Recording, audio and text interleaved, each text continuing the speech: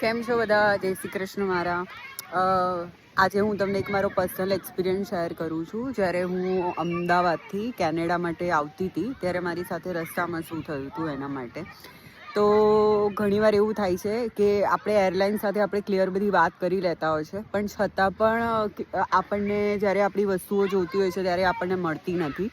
તો મારી જોડે એક વર્સ્ટ એક્સપિરિયન્સ થયો હતો કે મેં નવું સ્ટ્રોલર લીધું હતું મારી ડોટર માટે, અને હું દિલ્હી એરપોર્ટથી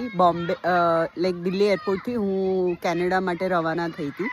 અને ત્યાં એર ઇન્ડિયાએ મને એવું કીધું હતું કે તમારું આ જે સ્ટ્રોલર છે એ સ્ટ્રોલર તમને જ્યાં તમારું એન્ડ હશે, કે જ્યાં બી તમારી ફ્લાઇટ સ્ટોપ થવાની હશે ત્યાં તમને મળી જશે. પણ એવું થયું કે મને એમ્સ્ટરડેમમાં મારી ફ્લાઇટ જ્યારે સ્ટે હતું મારું ત્યાં આગળ 15 થી 16 કલાકનું, અને મેં જ્યારે સ્ટ્રોલર માંગ્યું ત્યારે એ લોકોએ મને સ્ટ્રોલર નહોતું આપ્યું.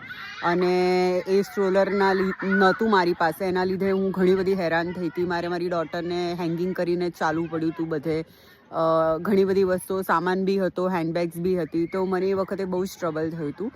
તો આ એક મોસ્ટ ઇમ્પોર્ટન્ટ નોટ છે કે જ્યારે બી તમે ટ્રાવેલ કરો છો ત્યારે આ મસ્ટ કન્ફર્મ કરો, જ્યારે તમારી જોડે નાના બેબી હોય તો સ્ટ્રોલર તમને ડેફિનેટલી, તમારી કનેક્ટિંગ ફ્લાઇટ હોય તો તમને સ્ટ્રોલર ક્યાં મળે અને કેવી રીતે મળે એ તમારે કન્ફર્મ કરવું બહુ જ જરૂરી છે, નહીં તો તમે હેરાન થશો. બીજી વસ્તુ એ છે કે ઘણીવાર એવું થાય છે કે તમારી ડાયરેક્ટ ફ્લાઇટ હોય અને તમને એવું કહેવામાં આવે કે તમારું એન્ડ ઓફ ડેસ્ટિનેશન જ્યાં હોય ત્યાં તમને તમારા લગેજ મળી જશે, પણ એવું નથી હોતું.